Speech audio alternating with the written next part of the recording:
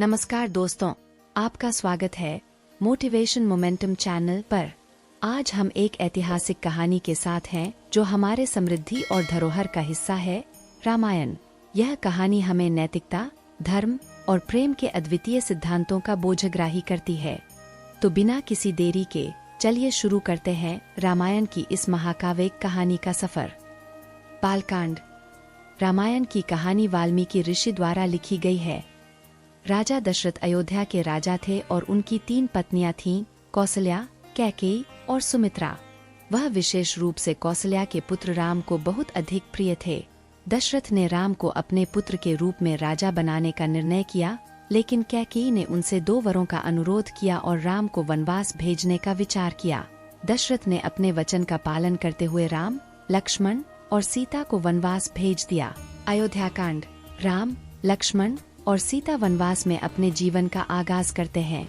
अयोध्या में राम की विराजमानी पत्नी सीता के साथ वनवास का आत्मनिर्भरता से उनका जीवन विवेकपूर्ण और नैतिक बनाता है। यही अयोध्याकांड में राम, सीता और लक्ष्मण की अनेक आध्यात्मिक शिक्षाएं हैं जो रामायण के सार को बताती हैं। अरण्यकांड। अरण्यकांड में शूर्पणखा के द्वारा हुई अनेक घटनाएं होती हैं जो राम, सीता और लक्ष्मण को लंका की ओर बढ़ने के लिए प्रेरित करती हैं। हनुमान, सुग्रीव और वानर सेना की मदद से रावण का वध होता है और सीता को उसके अन्य पतियों के पास से मुक्ति मिलती है। किष्किंधाकांड।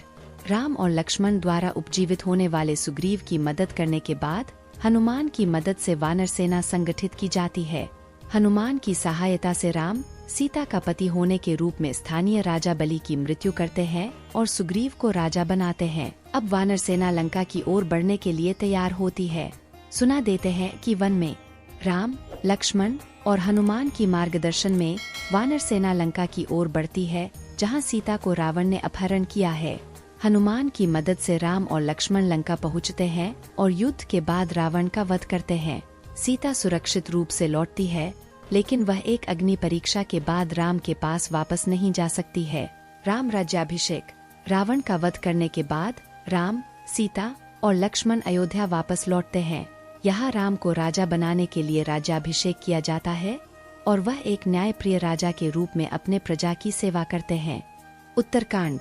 राम का राज्य सुखद रहता है, लेकिन एक दिन उन्हें श्रुतकीर्ति नामक ब्राह्मण का श्राप मिलता है, जिसके परिणाम स्वरूप राम ने सीता को अयोध्या से बाहर कर दिया। सीता ने अपने पतिदेव के प्रति अपनी पवित्रता को साबित करने के लिए अग्नि परीक्षा में भाग लिया था, लेकिन फिर भी राम ने उससे बिछुड़ने का निर्णय लिया। सीता ने माता भूमि से अपनी प्रार्थना करते हुए अपने शरीर को धरती में समाहित किया और वहां से उत्तरायण मार्ग से स्वर्ग की ओर चली गई। रामायण भगवान राम, मानवता के आदर्श और धर्म के परायण पुरुष का चित्रण करती है, जिससे हमें जीवन के विभिन्न पहलुओं में नैतिकता, सच्चाई और समर्पण का सीखने का अवसर मिलता है। आशा है कि आपको रामायण की इस अद्वितीय कहानी ने मनोहर बनाया होगा। यदि आपको यह वीडियो पसंद आया हो तो लाइक करें, अपने दोस्तों के साथ साझा करें और हमारे चैनल मोटिवेशन मोमेंटम चैनल को सब्सक्राइब करना न भूलें। हम मिलेंगे अगले वीडियो में, तब तक के लिए धन्यवाद।